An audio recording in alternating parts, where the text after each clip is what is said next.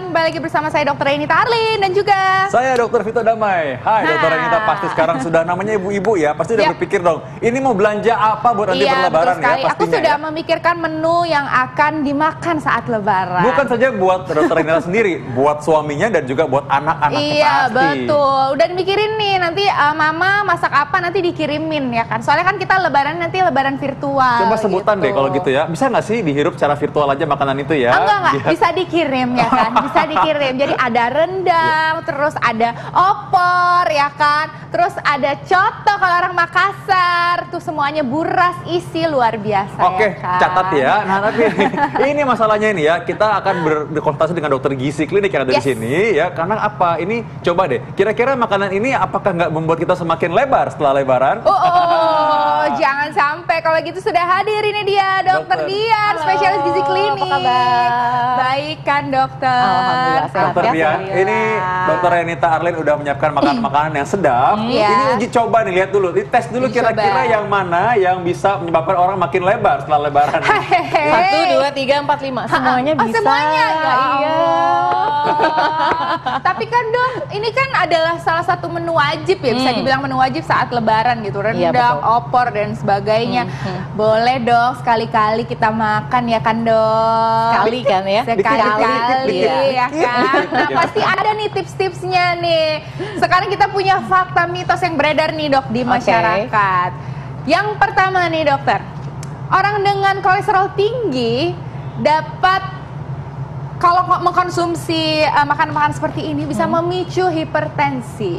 Mitos atau fakta dokter? Ya, pernyataannya agak lucu. Kolesterol tinggi terus makan daging jadi hipertensi. Mungkin maksudnya gini, orangnya udah tahu kolesterol tinggi terus maksa makan kayak gini, nanti jadi darah tinggi juga. Iya, karena saya bisa bilang mitos. Oh mitos. Iya. Jadi aman nih dok orang kolesterol tinggi. Jadi bukan masalah dagingnya secara langsung bikin hipertensi, tapi bagaimana cara pengolahan dagingnya itu sendiri yang bisa menyebabkan hipertensi. Contohnya daging-daging yang sudah diolah seperti diawetkan, seperti sosis, salami. Nah itu cara-cara pengolahan daging yang dapat menyebabkan hipertensi. Tapi kalau misalnya kita bikin sendiri nih dok kayak rendang gitu kan, tapi memang kalau rendang kan bikinnya lama nih dok, kayak 7-8 jam sendiri. Nah itu aman nggak dok? Nah kalau untuk yang kita masak sendiri tergantung cara pemilihan dari si daging itu sendiri. Jadi kalau misalnya kita pilih daging yang memang lemaknya nggak banyak, misalnya daging lean meat ya, daging merah tuh bagian yang hanya otot aja yang lemaknya sangat sedikit. Nah itu malah baik karena dia proteinnya kan daging itu protein tinggi, asam amino esensialnya lengkap, dibutuhkan oleh tubuh lengkap, zat kandungan gizi yang lain seperti zat besi, vitamin B12 banyak di dalam daging merah. Cara pengolahannya gimana maksudnya nih? Apa mungkin karena pengolahan terlalu lama, jadi kita nggak sabar nunggunya nih lama banget nih. Sabar. Darah tinggi jadinya kayak gini, nggak bisa saya nih. Sabar pak. Udah kolesterol darah tinggi saya jadi. Sabar. Berarti karena nggak sabar ya. Sabar pak. Sabar, oke. Jadi bagaimana dokter maksudnya cara pengolahannya? Ya cara pengolahannya yang paling baik ya sebenarnya. Ya klise sih ya kalau untuk sehat ya pasti ya yang direbus, yang dikukus seperti itu.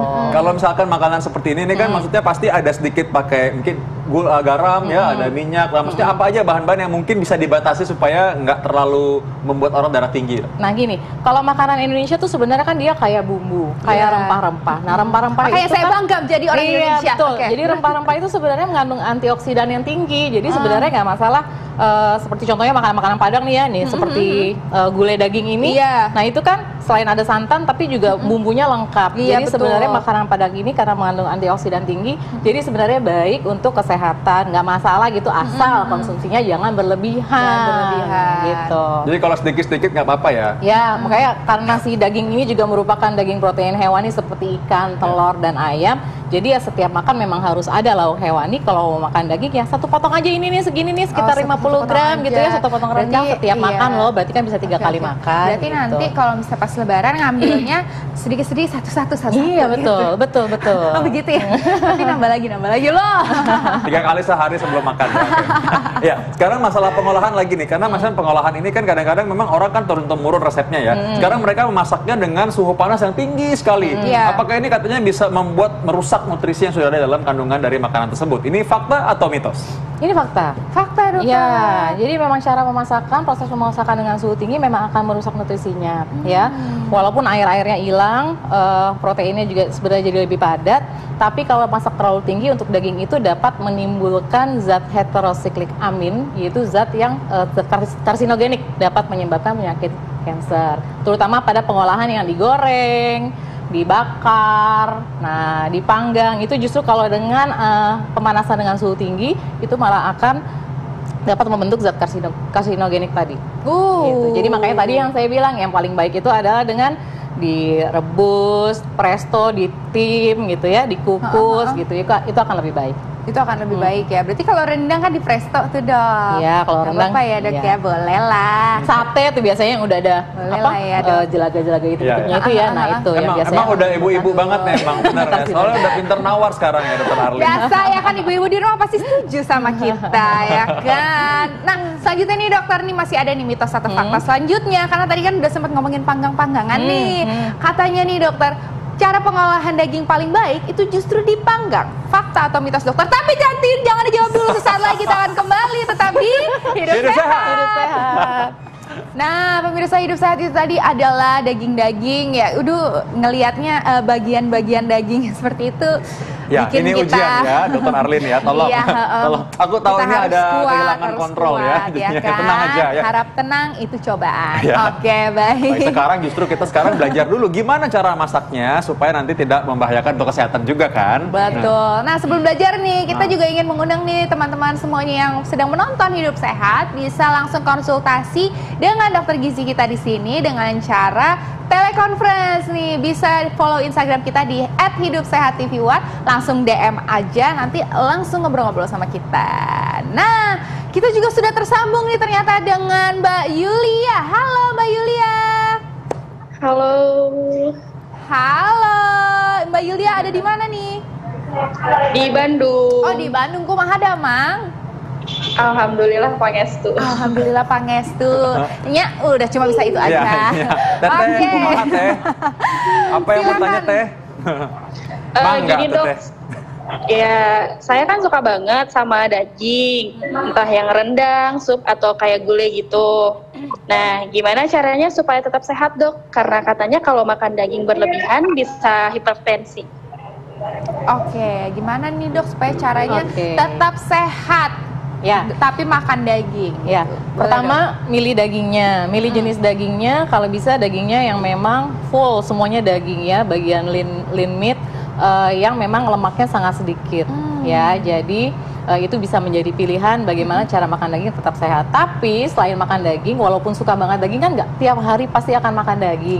Jadi tetap harus konsumsi gizi seimbang, itu yang utama. Walaupun nanti lebaran pun dalam satu hari pun gizinya juga tetap harus seimbang. Lebaran 3 kali makan, ada snack juga 2 kali per hari. Nah kemudian perbanyak sayur-sayuran, buah-buahan, serat, dan gizi-gizi yang lainnya. Jadi selain makan daging ya juga harus makan yang lainnya. Jadi supaya seimbang dan bervariasi juga menunya. Kemudian ya jangan lupa olahraga. Kalau makan sayur bisa membantu mengurangi kolesterolnya, dokter Dian? Ya, bisa. Jadi maksudnya kan ada fiber dan ya, apa betul. Karena di dalam sayur-sayuran kan seratnya juga tinggi ya. Jadi itu juga dapat membantu untuk sebagai counternya ya. Mungkin makan dagingnya terlalu berlemak gitu ya, yang meningkatkan resiko terjadinya kolesterol. Nah, banyakin di sayur-sayur dan buah-buahan. Jadi prinsipnya memang harus seimbang dan bervariasi. Dokter Arlin mau nanya tuh, dokter Arlin. Ini dok, jadi ada timbul nih ya dok, yang pertanyaan jadi kalau misalnya nanti saya makan nih pas lebaran, ngambil piring, itu piring tuh bisa dibagi-bagi berapa porsi buat nasi, berapa porsi buat daging gitu, gimana tuh dok? Tetap mengikuti itu dong, tetap mengikuti anjuran dari isi piringku itu. Satu piring, piringnya dibagi 2 ya, tetap yang separohnya sayur-sayuran. Ya walaupun sayurannya waktu lebaran juga santan lagi gitu ya. Ada mungkin gulai nangka gitu ya, atau apalah pokoknya sayur-sayuran lebaran itu. Kemudian ya untuk lontong ketupatnya ya di seperempatnya, di setengahnya. Kemudian baru deh seperempatnya jadi lauk seperempatnya si lauk hewani. Si ayam kah atau si rendang kah gitu. Biasanya orang nasi ditumplekin dulu, habis itu di atasnya dikasih rendang, dikasih sayur. Karena lebaran kan jadi kan opor, apa namanya, lontong ketupatnya lebih banyak gitu kalau ya. dibagi 4, 1 opor ayam, ya teh satu, opor pakai rendang, satu lagi jadi beda-beda. Intinya tetap makan sayur juga ya. Betul, dan ya juga harus dong, itu harus malah iya. Porsinya diatur juga. Betul, porsinya Teteh kan diatur, gimana jadi teh? harus Itu makan tetap sayur kan seimbang. teh? Biasanya orang Sunda kan makan sayur Iya. ya, teh, ya. Kalau makan nasi boleh? Boleh dong, kan nasinya juga sebenarnya lontong atau ketupat itu kan juga termasuk sama dengan nasi ya karbohidratnya gitu. Jadi ya tetap harus ada. Kalau ada orang diet nih, dia nggak mau makan nasi, jadi makan rendang doang sama sayur gimana?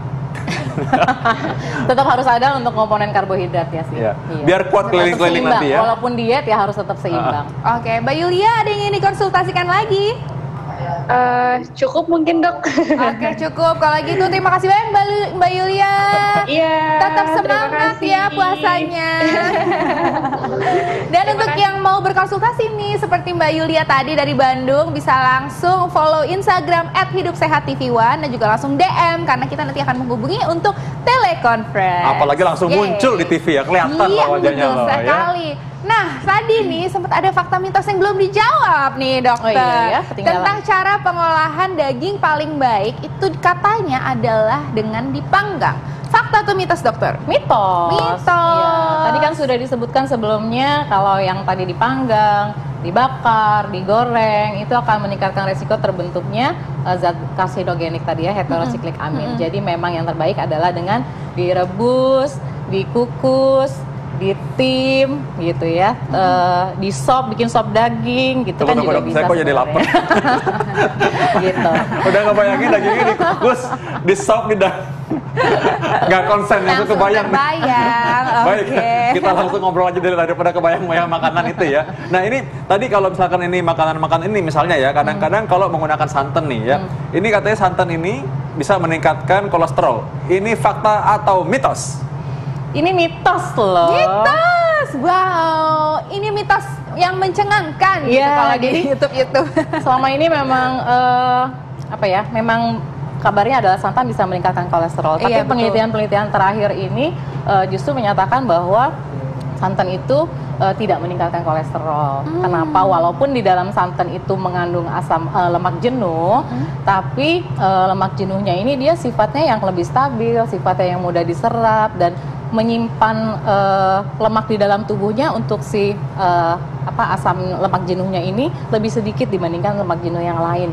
Tapi tetap harus ada batasannya untuk mengkonsumsi santan karena ada penelitian juga yang menyebutkan bahwa dalam 3 kali lebih mengkonsumsi santan itu dapat meningkatkan resiko penyakit vaskuler seperti penyakit jantung, penyakit stroke. Jadi tetap harus dibatasi. Gitu. Ini bisa-bisa lepas kontrol nih orang-orang. Nah, Iya nih. Nonton biasanya hidup pasti sehat jalan begitu. katanya bisa makan santan ya, tapi tentu aja porsinya ya. Porsi, Ya, porsi, iya. porsi. Tugaslah ibu rumah tangga seperti Dokter Arlin nanti yang menjaga. Kalau gitu ditahan dulu nih dari hari ini sampai hari Minggu jangan makan santan dulu ya. Hari berarti- Minggu dulu aja baru Dok, makan santan iya, ya. tapi itu benar-benar. Nah, ini nih dokter ada lagi Ya. nih dok mitos fakta bahwa katanya daging-daging yang paling sehat itu adalah bagian daging yang paling sedikit lemaknya. Fakta atau mitos dokter? Fakta dong. Fakta. Iya. Yang bagian mana nih dokter? Bagian yang lean meat yaitu yang isinya memang banyak otot, serat ototnya. Itu maksudnya apa, tenderloin gitu ya dok ya? Kalau di sapi bagian round ya, di round itu bagian belakang potongannya. Jadi gini, kalau misalnya mau milih daging sapi, kan kalau di swalayan tuh udah dijejer Iya, tuh iya, ya, udah dijejer warna biasanya. merah. Nah, kalau kita lihat ada corak-corak putih-putih di dalam daging, ya. Kalau sering makan di all you can eat sabu-sabu juga kelihatan lah ya. Iya sih, ada bener. pilihan dagingnya gitu ya. Kalau dia yang putih-putihnya makin banyak, berarti lemaknya makin enak. banyak. Oh, kira-kira. Makin enak juga, Makin enak juga. lemaknya berarti makin banyak. Jadi memang harus pilih yang putih-putihnya makin sedikit Oh, gitu. gitu. Jadi memang itu lemaknya lebih sedikit. Boleh nggak sih makan yang itu aja? Justru kita tuh kadang-kadang kalau milih makanan itu justru yang ada lemaknya. Itu yang enak Iya, justru. justru ada yang ada oily-oilynya sedikit. Yang Ya. lembut-lembut itu loh yang Ya, boleh aja karena memang di dalam daging merah itu kan lemaknya juga lemak jenuh. Nah, lemak jenuh memang takarannya dalam satu hari itu hanya kurang dari 7% total kalori. Nah, Misalnya jadi memang gimana nih sama kalau sedikit ya. makan kayak gini misalnya seberapa? Nah, misalnya kalau makan Ya. ya taruhlah daging rendang biasanya masih ada lemak-lemaknya gitu ya. Jadi memang setiap makan ya satu porsi aja sekitar 50 gram. Ya seginilah satu potong atau 1,5 potong. Oh masih bisa ya? Masih Oh, bisa. Iya. Dok, tapi ini aku punya pertanyaan nih jadi dok. Jadi dalam seminggu nih dok, kita sebenarnya boleh makan daging tuh berapa kali gitu? kan tadi nggak boleh setiap hari gitu kan. Pasti masyarakat juga penasaran nih. Jadi gue boleh makan daging nih dalam seminggu berapa kali? Dalam setahun pas lebaran aja bisa. Oh iya, aduh amit ya. Kalau orang Indonesia kebanyakan bisa belinya pas lebaran memang sih. Oh gitu ya. Jadi gini, gimana tuh, karena Dok? daging memang protein hewani kan, sama dia dengan telur, dengan ikan, dengan ayam gitu. Jadi sebenarnya kalau mau dikonsumsi setiap hari pun nggak masalah, asal tadi pilihan potongan dagingnya. Nah, kalau bisa ya nggak pakai lemak sama sekali, cuma kan ya makin nggak ada lemaknya akan makin mahal, nanti makin susah lagi belinya gitu. Dan makin alot juga Iya, kayaknya. jadi memang ya mungkin 2 kali seminggu masih oke. 2 kali seminggu, Iya. oke baik. Berarti mendingan sekarang kita diet daging dulu sampai ketemu daging di Lebaran gitu. Iya, ya benar. kan? Iya. Tapi ada tapinya tadi kan, ada Iya. tapinya. Ingat tadi jangan berlebihan katanya ya, Betul, makannya tetap juga. harus ada dibatasi. Iya. Tetap harus dibatasi dan juga ini makan gizi seimbang juga Betul, ya dokter gizi ya. seimbang. Nah, terima kasih banyak dokter Dian. Sama-sama. Senang Sama-sama. sekali Terima kasih, dokter. kehadiran dokter Ini Dian. kayaknya